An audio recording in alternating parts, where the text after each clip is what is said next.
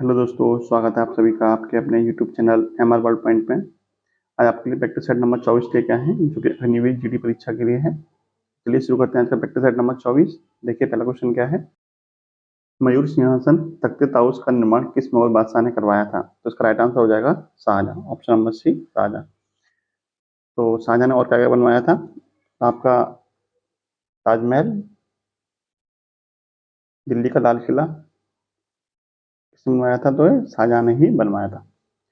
Next question देखिए, भारत का Napoleon किसे कहा जाता है? तो भारत का नेपोलियन किसे कहते हैं? तो समुद्रगुप्त को भारत का नेपोलियन कहा जाता है। ठीक है। देखिए इसके दरबारी कवि कौन थे? समुद्रगुप्त के जो दरबारी कवि थे उनका नाम था हरिश्चंद्र। हरिश्चंद्र इनके दरबारी कवि थे। इन्होंने एक अभिलेख लिखा था, उसका नाम क्या था? प्रयाग प्रशस्ति। प्रयाग प्रशस्ति। क्वेश्चन ये पूछा था कि प्रयाग प्रशस्ति किसने लिखा था? तो हरिश्चंद्र ने लिखा था। और किसने लिखवाया था? तो लिखवाया था आपका समुद्रगुप्त ने लिखवाया था। अगला क्वेश्चन देखिए, सौर पृष्ठ पर लगभग कितना तापमान होता है? तो जो सूर्य होता है उसके जो भारी जो पृष्ठ होता है उस पर कितना तापमान होता है? तो उस पर 6000 डिग्री सेंटीग्रेड तापमान होता है। बात करेंगे जो सूर्य होता है उसमें ऊष्मा यानी ऊर्जा कैसे बनती है? तो नाभिकीय संलयन विधि से बनती है। ठीक है, नाभिकीय संलयन विधि से क्या बनती है? वहां पे ऊर्जा बनती है। फिर बात करें परमाणु बम की, तो परमाणु बम में जो ऊर्जा निकलती है, ऊष्मा निकलती है, वो किस कारण निकलती है? तो नाभिकीय विखंडन के कारण निकलती है। नाभिकीय विखंडन। ये आपका परमाणु में हो गया, परमाणु बम में।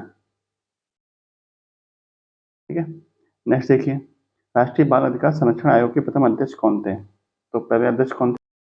तो ऑप्शन नंबर सी क्या हो जाएगा इसका राइट आंसर? यानी कि शांता सिंह कौन है इसके राष्ट्रीय बाल अधिकार संरक्षण आयोग के पहले अध्यक्ष थे। बात करें नेक्स्ट क्वेश्चन की। नेक्स्ट क्वेश्चन क्या है? इंटरपोल का विस्तारित रूप क्या है? तो इंटरपोल का जो विस्तारित रूप है वो क्या है? International police organization. यानी कि इंटरपोल का विस्तारित रूप क्या हो जाएगा? इंटरनेशनल पुलिस ऑर्गेनाइजेशन इसका विस्तारित रूप हो जाएगा। अगला क्वेश्चन देखिए, टेस्ट मैच की एक पारी में सभी 10 विकेट लेने वाले प्रथम गेंदबाज कौन थे? तो वो थे आपके जिम लेकर। ठीक है, जिम लेकर पहले गेंदबाज थे, जबकि अनिल कुंबले कौन थे? सेकंड थे। अनिल कुंबले कौन थे? सेकंड नंबर पे आएंगे। ये पहले भारतीय थे, लेकिन ओवरऑल देखा जाए तो पहले व्यक्ति कौन थे? तो जिम लेकर थे। पहले भारतीय कौन थे? तो अनिल कुंबले थे। ठीक है। नेक्स्ट देखिए, विश्व पर्यावरण दिवस कब मनाया जाता है? विश्व पर्यावरण दिवस कब मनाया जाता है? तो 5 जून को विश्व पर्यावरण दिवस मनाया जाता है। 11 जुलाई को क्या मनाया जाता है? विश्व जनसंख्या दिवस। विश्व जनसंख्या दिवस। और 1 मई को मनाया जाता है अंतर्राष्ट्रीय श्रम दिवस। नेक्स्ट देखिए, नेक्स्ट क्या है? काला धन यानी कि ब्लैक मनी का अभिप्राय क्या है? अवैधानिक ढंग से अर्जित एवं अघोषित बेहिसाब धन, ये क्या कहलाता है? आपका काला धन कहलाता है। ठीक है, यानी ऐसा धन इस पर आपने टैक्स ना दिया हो, धन क्या है? काला धन ही कहलाता है। नेक्स्ट देखिए, भारत ने स्वदेशी तकनीक से बने लाइट कॉम्बैट एयरक्राफ्ट की पहली परीक्षण उड़ान कहाँ से सफलतापूर्वक संपन्न की थी? तो इसका राइट आंसर हो जाएगा बेंगलुरु। नेक्स्ट देखिए, ग्रेट आर्टिजियन बेसिन किस देश में अवस्थित है? तो ये किस देश में अवस्थित है? तो आपका ऑस्ट्रेलिया में अवस्थित है। ठीक है, ऑस्ट्रेलिया में अवस्थित है। इसके अलावा ग्रेट बैरियर रीफ भी कहाँ पे है? तो ग्रेट बैरियर रीफ भी आपकी, ग्रेट बैरियर रीफ ये भी आपकी कहाँ है? तो आपके ऑस्ट्रेलिया में। बात करें ऑस्ट्रेलिया राजधानी क्या है? तो कैनबरा ऑस्ट्रेलिया की राजधानी। नेक्स्ट देखते हैं, प्रबंध के सिद्धांत की खोज किसने की थी? प्रबंध के सिद्धांत की खोज किसने की थी? आर्किमिडीज ने प्रबंध सिद्धांत की खोज की थी। प्रबंध का सिद्धांत क्या होता है कि यदि कोई वस्तु अपने भार के बराबर द्रव को हटाती है तो वस्तु पानी में तैर जाएगी, यदि नहीं कम हटाती है तो डूब जाएगी, और ज्यादा हटाती है तो पानी की ऊपरी सतह पर तैरेगी। ठीक है। नेक्स्ट क्या है? भारत का संविधान भारत को कैसे वर्णित करता है? तो राज्यों के संघ के रूप में वर्णित करता है। ठीक है, ये किस अनुच्छेद में उल्लेख है इसका? अनुच्छेद पहले में। ठीक है, आर्टिकल 1 में। आर्टिकल 1 में उल्लेख है इसका कि भारत क्या है? राज्यों का संघ है।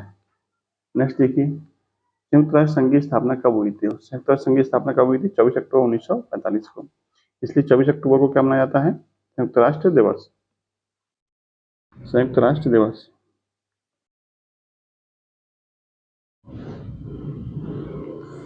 अगला क्वेश्चन है, माधवपुर मेला कहाँ आयोजित किया जाता है? तो माधवपुर मेला कहाँ लगता है? तो गुजरात में लगता है। अगला क्वेश्चन है कि हिमालय की सबसे ऊंची चोटी पर पहुंचने वाली प्रथम भारतीय महिला कौन थी? तो आपकी बचेंद्री पाल थी, जो कि हिमालय की चोटी पर पहुंचने वाली प्रथम भारतीय महिला थी। और सबसे ज्यादा बार कौन पहुंची है? तो सबसे ज्यादा बार पहुंची आपकी सबसे संतोष यादव। सबसे ज़्यादा बार पहुंची है आपकी संतोष यादव। नेक्स्ट देखिए, निम्नलिखित में से कौन सी सदिश राशि है? तो इसका राइट आंसर हो जाएगा ऑप्शन नंबर 1 बल। सदिश राशियाँ क्या होती हैं? तो ऐसी राशि जिसमें क्या हो, परिमाण के साथ साथ दिशा भी हो, परिमाण और दिशा दोनों हो, वो क्या कहलाती हैं? आपकी सदिश राशियाँ कहलाती हैं।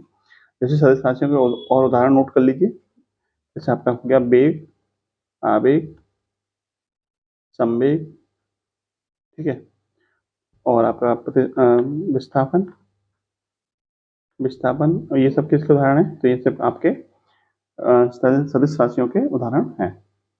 पहला क्वेश्चन है, किसी पिंड का गुणधर्म जो अपनी स्थिति से स्वतंत्र है वो क्या है? यानी ऐसा किसी पिंड का ऐसा कौन सा गुण होता है कि जो स्थिति पर डिपेंड नहीं करता? तो वो क्या होता है? आपका द्रव्यमान होता है। द्रव्यमान हर जगह क्या होता है? सेम ही रहता है। द्रव्यमान कभी भी चेंज नहीं होता है, ठीक है, बाहर में परिवर्तन होता रहता है लेकिन द्रव्यमान कभी भी चेंज नहीं होता है। नेक्स्ट है, ऐसे ही पद्धति में एक फेमटो किसको दर्शाता है? ऐसा ही पद्धति में फेमटो किसको दर्शाता है? तो एक फेमटो बराबर होता है, एक फेमटो बराबर होता है 10⁻⁻15 मीटर, ठीक है, यानी एक फेमटोमीटर बराबर 10⁻⁻15 मीटर। तो इसका आंसर क्या हो जाएगा? Option number B 10⁻⁻50। नेक्स्ट देखिए, एक फोटो विद्युत सेल परिवर्तित करता है, क्या परिवर्तित करता है? तो जो फोटो विद्युत सेल होता है वो प्रकाश ऊर्जा को विद्युत ऊर्जा में चेंज कर देता है, यानी प्रकाश ऊर्जा को विद्युत ऊर्जा में परिवर्तित कर देता है। अगला क्वेश्चन है, जब ध्वनि तरंगें चलती हैं तो ये अपने साथ क्या ले जाती हैं? जब ध्वनि तरंगें चलती हैं तो अपने साथ क्या ले जाएंगी? तो ये अपने साथ क्या ले जाएंगी? ऊर्जा लेके जाएंगी, यानी ऑप्शन नंबर सी क्या हो जाएगा आपका राइट आंसर।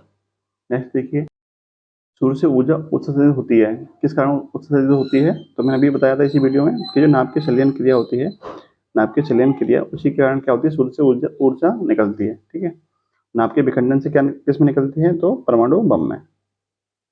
परमाणु बम में किस निकलती है? तो नाभ के विखंडन से, ठीक है। और नाभ के संलयन से ही किस में निकलती है? तो हाइड्रोजन बम में। हाइड्रोजन बम में जो निकलती है ऊर्जा वो नाभ के संलयन से ही निकलती है। नेक्स्ट देखते हैं, एल्कोहल में निहित है, एल्कोहल किस किस किस से मिलकर बना हुआ है? तो देखिए, एल्कोहल का फॉर्मूला क्या होता है? C2H5OH। इसमें कार्बन है, हाइड्रोजन है और ऑक्सीजन है, यानी कार्बन, हाइड्रोजन और ऑक्सीजन। ऑप्शन नंबर बी क्या हो जाएगा आपका राइट आंसर। नेक्स्ट देखिए, जब किसी जल की कठोरता उबालने से दूर हो जाती तो कठोरता की प्रकृति क्या कहलाती है? जो उबालने से दूर हो जाती है उसको अस्थायी कठोरता कहते हैं। अस्थायी कठोरता कहते हैं। जो उबालने से भी दूर ना हो वो आपकी स्थायी कठोरता होगी। समुद्री जल में किस तत्व की प्रचुरता होती है? समुद्री जल में सबसे ज्यादा क्या पाया जाता है? तो आपका क्लोरीन पाया जाता है, ठीक है। क्या पाया जाता है? क्लोरीन पाया जाता है समुद्री जल में। नेक्स्ट देखते हैं, अधिकांश लोहा निम्न में से किससे प्राप्त किया जाता है? तो किससे प्राप्त किया जाता है? तो हेमेटाइट से प्राप्त किया जाता है। हेमेटाइट और ये मैग्नेटाइट किसके अयस्क हैं? तो ये लोहे के अयस्क हैं। सबसे ज्यादा किससे मिलता है? हमें हेमेटाइट से हमें लोहा प्राप्त होता है। जीन्स को बनाने वाली डीएनए की डबल हेलिक्स संरचना किसने प्रतिपादित की थी? तो डबल हेलिक्स मॉडल, द्विकुंडलित मॉडल किसने दिया था? तो वाटसन एवं क्रिक ने दिया था द्विकुंडलित मॉडल। नेक्स्ट देखते हैं, अधिश्वेत रक्तता यानी ल्यूकेमिया है एक प्रकार का क्या है? एक प्रकार का कैंसर है, ठीक है। एक प्रकार का क्या है? एक प्रकार का कर्क रोग है। निम्नलिखित पादप अंगों में से कौन सा अंग श्वसन अंग है? यानी पौधों के लिए सांस लेने का काम कौन करता है? तो सभी को पता है कि वो कौन करता है? पत्ती करती है, ठीक है। नेक्स्ट देखते हैं, हमारे आहार का निम्न में से कौन सा भाग हड्डियों और दांतों की संरचना के लिए आवश्यक है? तो हड्डियों और दांतों के लिए क्या आवश्यक है? कैल्शियम, ठीक है। कैल्शियम हड्डियां किससे मिलकर बनी होती हैं? तो कैल्शियम से मिलकर बनी होती है। हीमोग्लोबिन में क्या पाया जाता है? हीमोग्लोबिन हीम धातु, हीम मतलब आयरन पाया जाता है, ठीक है। हीम का मतलब क्या? आयरन। जो आपने अभी ऊपर पढ़ा था हेमेटाइट, हेमेटाइट से ही क्या बनता है? हीमोग्लोबिन बनता है, ठीक है। तो हीमोग्लोबिन में क्या पाया जाता है? तो आपका आयरन पाया जाता है। नेक्स्ट देखिए, महेंद्र सिंह रावत जी ने अपने घर पर अपने कार्यालय में प्रोन्नति मिलने की खुशी में अपने सहकर्मियों को एक दावत दी जिसमें कुल 36 हस्तमिलाप हुए। वहां कितने सहकर्मी उपस्थित थे? व्यक्तियों की संख्या पूछी है, तो व्यक्तियों की संख्या कैसे निकालेंगे? देखिए, हाथ मिलाने वालों की संख्या निकालने का फॉर्मूला होता है कि n(n-1) n(n-1) 2। हाथ मिलाने वाली संख्या कितनी दे रखी है? तो ये दे रखी है आपकी 36 के बराबर। आपको बताना कि n की वैल्यू कितनी होगी। देखिए ये इधर जाएगा, 36 दूनी कितना हो जाएगा? 72, यानी कि यहाँ से देख लीजिए, यहाँ पे थोड़ा जगह कम है। n(n-1) बराबर किसके हो जाएगा? 72 के। क्लियर। एन एन माइनस 1 बराबर 72। अब आपको एन की वैल्यू ढूंढनी है, एन की वैल्यू क्या रखी जाए कि आपका यहाँ पे 72 आ जाए। तो देखिए 6 रखेंगे तो 6 गुणा 5 बेहतर नहीं होता है, 9 रखेंगे 9 गुणा 8, क्योंकि एक कम है ना, 9 माइनस 1 करेंगे 8 आ जाएगा, या 9 आ जाएगा, 9 8 72। इसका मतलब आपका राइट आंसर कितना हो जाएगा, ऑप्शन नंबर बी, 9। वहाँ पे कितने व्यक्ति उपस्थित थे, तो वहाँ पे 9 व्यक्ति आपके उपस्थित थे। नेक्स्ट देखिए, यदि परसों बृहस्पतिवार था तो सोमवार कब आएगा। तो देखिए परसों यदि बृहस्पतिवार था तो आज कौन सा दिन होगा, तो आज आपका शनिवार होगा। आज शनिवार होगा तो सोमवार कब आएगा, आज से एक दिन बाद, यानी कि परसों। इसका राइट आंसर कितना हो जाएगा, ऑप्शन नंबर सी, परसों। अगला क्वेश्चन देखिए, गंगा यमुना से लंबी है पर उसी कक्षा की रश्मि से लंबी नहीं है। देखिए लंबाई का क्रम इस तरह से बना लेते हैं हम, इस क्रम में, यानी लंबाई का बढ़ता क्रम है ये नीचे से ऊपरी तरफ, ठीक है। तो गंगा किससे लंबी है, यमुना से लंबी है। गंगा किससे लंबी है, यमुना से, लेकिन रश्मि से लंबी नहीं है। तो रश्मि कहाँ जाएगी, इसके ऊपर। उसके बाद वीणा रश्मि से छोटी है, जो वीणा है वो रश्मि से छोटी है किंतु गंगा से लंबी है। वीणा इस दोनों के बीच में आ जाएगी। यदि रश्मि कक्षा में सबसे लंबी है, रश्मि सबसे लंबी, सबसे छोटी कौन, सबसे छोटी कौन होगी, छोटी होगी सबसे नीचे जो है यमुना। ऑप्शन नंबर बी क्या हो जाएगा आपका राइट आंसर। नेक्स्ट देखते हैं, निम्नलिखित विकल्पों में से संबंधित शब्द को चुनिए। गुलाब क्या है, एक फूल है, और सूर्य क्या है, एक प्रकार का तारा है। अपनी पृथ्वी का सबसे निकटतम तारा कौन सा है, तो वो आपका सूर्य है, ठीक है। नेक्स्ट देखते हैं, निम्नलिखित श्रृंखला में अगली संख्या कौन सी है। ये सीरीज आपको पूरी करनी है, आपको कमेंट बॉक्स में बताना है इसका राइट आंसर क्या होगा। इसके अलावा आपको ये 36वें नंबर क्वेश्चन का आंसर भी कमेंट बॉक्स में बताना है। क्या है क्वेश्चन, कि दशमलव संख्या पद्धति में 3 अंकों की कुल संख्या, कुल कितनी संख्याएं होती हैं, यानी 3 अंकों की कुल कितनी संख्या होती है, वो आपको कमेंट बॉक्स में बताना है। इसके अलावा आपका जो पहला क्वेश्चन दे रखा है 35वां, उसका आंसर भी आप कमेंट बॉक्स में बताइए कि इसका राइट आंसर क्या होगा। नेक्स्ट देखते हैं, 1.311 डिवाइड बाई 23, तो आंसर कितना आएगा। देखिए कैसे डिवाइड करेंगे, 1.311 बटे में कितना है 23। इसको सॉल्व करेंगे, तो इसको सॉल्व कैसे करेंगे, ऊपर 3 अंकों के बाद पॉइंट है, पॉइंट हटाएंगे तो बटे में कितना आएगा 1000 आ जाएगा, क्लियर। अब इसको सॉल्व कर लेंगे, तो ये 23 से कितने को कटेगा, 23 पंजे 115, और कितने बचेंगे आपके 16, और 23 सत्ते 161, यानी कितना हो गया आपका, ये हो गया आपका 57 बटे में 1000। अब 1000 का भाग देने का मतलब क्या होता है, दाईं तरफ से 3 अंकों के बाद पॉइंट लगा देना है। तो आपका राइट आंसर कितना जाएगा, 5 7, और 3 अंक लगाने तो पॉइंट आ जाएगा यहाँ पे इस तरह से। तो आपका राइट आंसर हो जाएगा ऑप्शन नंबर बी, 0.057। नेक्स्ट देखिए, ये क्वेश्चन दिया है, इसको सॉल्व करना है। कैसे सॉल्व करेंगे, देखिए ए माइनस बी का वर्ग क्या होता है, ए स्क्वायर प्लस के बी स्क्वायर माइनस के 2ab। बी ए की वैल्यू तो ए है, बी की वैल्यू क्या है 1/a, यहाँ से आ जाएगा 1/a। ए से ए क्या हो जाएगा खत्म, कितना बचेगा A square plus B square, sorry A square plus 1/a square minus के 2। किस में दे रखा है ऑप्शन, ऑप्शन दे रखा है ए में, ठीक है। तो आपका राइट आंसर क्या आ जाएगा, ऑप्शन नंबर ए। नेक्स्ट देखिए, यदि त्रिभुज की कोई भुजा बराबर ना हो तो ऐसे त्रिभुज को क्या कहते हैं, जब कोई भुजा बराबर ना हो तो उसको विषमबाहु त्रिभुज कहा जाता है। ऑप्शन नंबर सी क्या हो जाएगा आपका राइट आंसर। यदि तीनों भुजाएं बराबर होती हैं तो उसको समबाहु त्रिभुज, 2 भुजाएं बराबर होती हैं समद्विबाहु त्रिभुज, और कोई भी भुजा बराबर ना हो तो विषमबाहु त्रिभुज कहते हैं, ठीक है। विषमबाहु त्रिभुज का क्षेत्रफल कैसे निकालते हैं, इसका क्षेत्रफल निकालने का फॉर्मूला होता है, जिसको हम हीरोन सूत्र भी कहते हैं, अंडर में एस माइनस के ए, एस माइनस के बी, और एस माइनस के सी। एस क्या है, एस यहाँ पे अर्ध परिमाप है, और ए बी सी क्या है, इसकी भुजाएं। नेक्स्ट देखिए, एक समबाहु त्रिभुज की प्रति भुजा 8 सेंटीमीटर है तो इसका क्षेत्रफल क्या हुआ। तो समबाहु त्रिभुज का क्षेत्रफल क्या होता है, समबाहु त्रिभुज का क्षेत्रफल होता है अंडर में 3/4 गुणा भुजा का वर्ग, और भुजा कितनी है 8, 8 गुणा 8, 7 से कटेगा 2 बार, 8 दूनी 16, 16 अंडर 3। आपका क्या आ जाएगा right answer, option number C क्या हो जाएगा आपका राइट आंसर। नेक्स्ट देखिए, cos 45 का मान कितना होता है, तो cos 45 किस बराबर होता है 1/√2। cos 45 और sin 45 दोनों क्या होते हैं, दोनों ही बराबर होते हैं, यानी कि sin 45 का मान भी कितना होगा, मान भी कितना होगा 1/√2 होगा। इसको सॉल्व करते हैं, देखिए कैसे सॉल्व करेंगे। सबसे पहले हम छोटे कोष्ठक को सॉल्व करेंगे, तो 15 माइनस के 19 कितना हो जाएगा, माइनस के 4 बचेगा यहाँ से, चूंकि माइनस कोष्ठक के बाहर है तो यहाँ प्लस के 4 हो जाएगा, प्लस के 4 और 37 कितना होता है 41, प्लस के 4 प्लस 37 कितना हो जाएगा 41। तो इस पूरे ब्रैकेट में कितना आ जाएगा 41 आ जाएगा, क्लियर।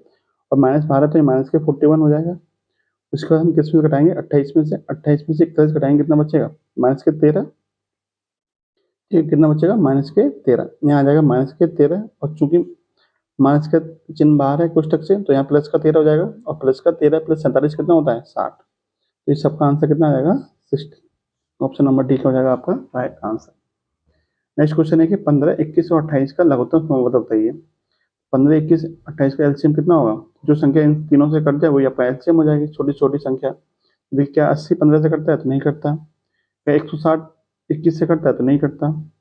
उसके बाद बात वही बात दो कुछ ऑप्शन बचे यहाँ पे, 420 और 320। क्या 320 15 से कटेगा? तो ये भी नहीं कटेगा। क्यों नहीं कटेगा? क्योंकि 15 3 से कटता है, तो ये भी 3 से कटना चाहिए, जबकि ये 3 से नहीं कटता। 3 से कटने की शर्त क्या होती है? अंकों का जोड़ 3 से कटना चाहिए। इसके अंकों का जोड़ कितना है? 3 और 2 5, जो 3 से नहीं कटेगा। एक ही ऑप्शन बचा जो कि आपका 3 से, मतलब बाकी ऑप्शन से कट जाएगा। ठीक है, नेक्स्ट देखिए, नेक्स्ट क्या है कि 3.6 किलोग्राम का कितना प्रतिशत 9 ग्राम है? आपसे पूछा कि 9 3.6 किलोग्राम का, ये तो 9 ग्राम है और 1 किलोग्राम है, तो इसमें 1000 से गुणा कर देंगे तो ये किस में चेंज हो जाएगा? ये चेंज हो जाएगा आपका ग्राम में। अब परसेंटेज में चाहिए तो 100 का हम क्या कर देंगे? गुणा। देखिए क्या सॉल्व करते हैं इसको। एक पॉइंट हटेगा तो बटे में कितना आ जाएगा? 100। सॉरी, एक पॉइंट हटेगा तो बटे में कितना आ जाएगा? 10, और एक जीरो से एक जीरो खत्म, और 2 जीरो से ये 2 जीरो खत्म। 9 बटे कितना बचेगा? 36। 9 बटे 36 का मतलब 9 एकम 9 और 9 चौक 36, 1/4। कुल मिला के आपको कितना बचा? 1/4। 1/4 का मतलब कितना होता है? 0.25, यानी कि ऑप्शन नंबर कौन सा ही हो जाएगा आपका? ऑप्शन नंबर आपका ये आपका राइट आंसर हो जाएगा। 1/4 का मतलब कितना होता है? 0.25 ही तो होता है। आपका ऑप्शन नंबर ये क्या हो जाएगा? आपका राइट आंसर। नेक्स्ट देखिए, क्वेश्चन दिया है कि एक मोबाइल को 20,700 में बेचने से एक व्यक्ति को 15% का लाभ होता है।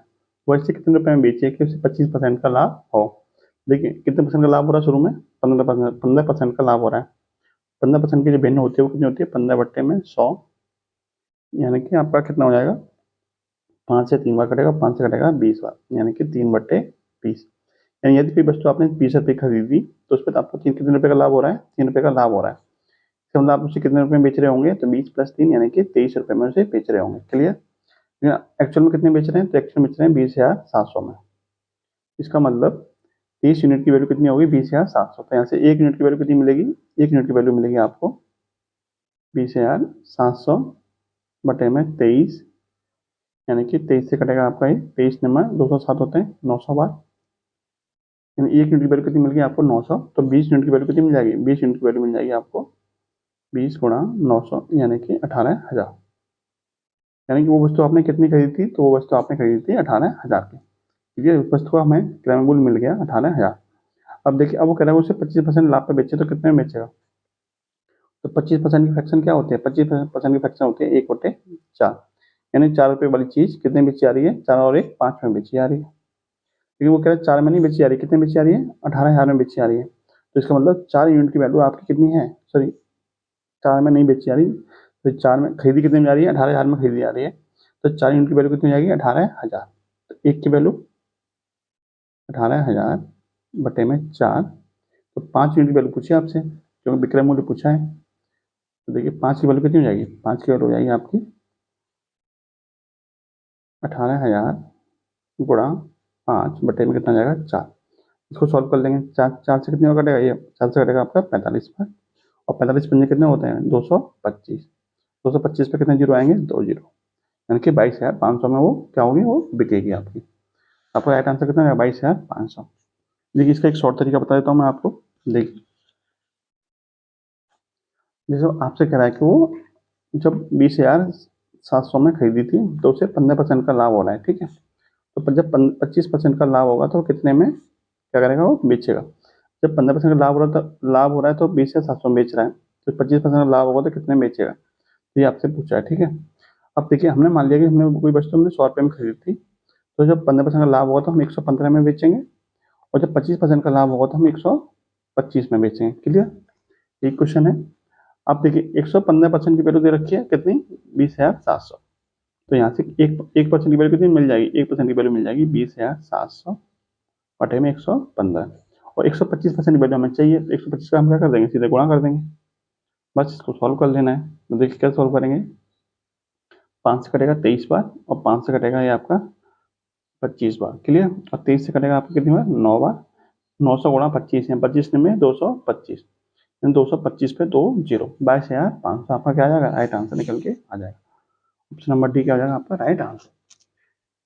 नेक्स्ट क्वेश्चन है कि 1 से 20 तक की सभी अभाज्य संख्याओं को औसत बताइए। तो 1 से 20 तक सभी अभाज्य संख्या कौन कौन सी होती हैं, तो 2 होती है, 3 होती है, 5, 7, 11, 13, 17 और 19, इन सबका औसत बताना है। तो इन सबका औसत कैसे निकालेंगे, तो औसत बराबर होता है कुल जोड़ बटे में कुल संख्या। इन सबको जोड़ लेंगे और बटे में संख्या कितनी है, 1, 2, 3, 4, 5, 6, 7, 8, 8 से भाग कर देंगे, आपका औसत निकल के आ जाएगा।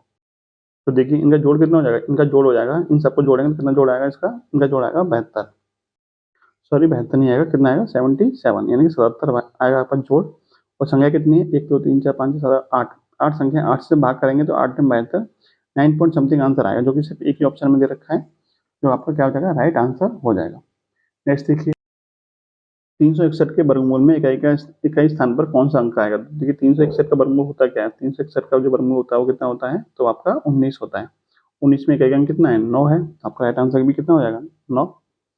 नेक्स्ट दे रखा है कि 5.25% साधारण ब्याज की दर से 3250 रुपये की राशि 8 वर्षों में ब्याज कितना होगा। तो देखिए ब्याज पूछा है, तो ब्याज बराबर मूलधन, मूलधन कितना है 3250, गुणा दर कितनी है 5.25% की, गुणा समय कितना है 8 वर्ष का, और बटे में कितना आ जाएगा 100।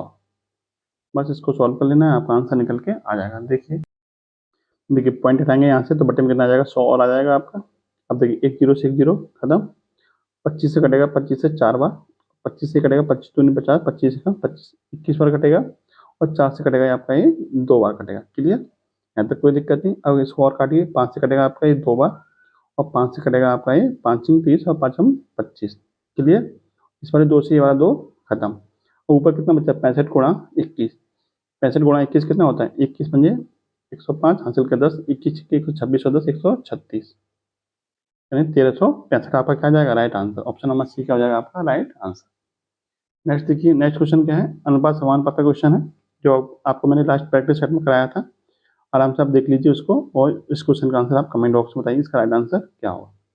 नेक्स्ट क्वेश्चन देखते हैं। देखिए ये आज का अंतिम क्वेश्चन है। क्वेश्चन क्या है, मैं रोज रात्रि में 10:30 बजे सोता हूँ और सुबह 5:30 बजे उठता हूँ, तो बताएं कि मैं कितनी देर सोता हूँ। तो 10:30 से लेके, ठीक है, और 5:30 बजे तक का आपको टाइम बताना है कि तो कितना टाइम हो जाएगा। क्या करना है आपको, 5:30 को हम 5:30 को हम क्या कर सकते हैं, 5:30 को आप 12 5 17 17 17 घंटे 30 मिनट भी लिख सकते हो। तो 17 घंटे 30 मिनट में से 17 घंटे 30 मिनट में से आपको 10 30 घटा देना है, तो मिला कितना समय बच जाएगा, कितना समय हो जाएगा आपका ये 7 घंटे। ठीक है, कोई बड़ा क्वेश्चन नहीं, आराम से घटा लीजिए, आपको समझ में आ जाएगा। 10:30 से लेकर 5:30 बजे तक कितना टाइम होगा, तो आपका देखिए कितना टाइम हो जाएगा, सीधे सीधे 7 घंटे हो जाएंगे, जो कि आपका राइट आंसर हो जाएगा। तो ये था आपका क्वेश्चन प्रैक्टिस है। कैसी लगी वीडियो जरूर बताइएगा। जय हिंद जय भारत।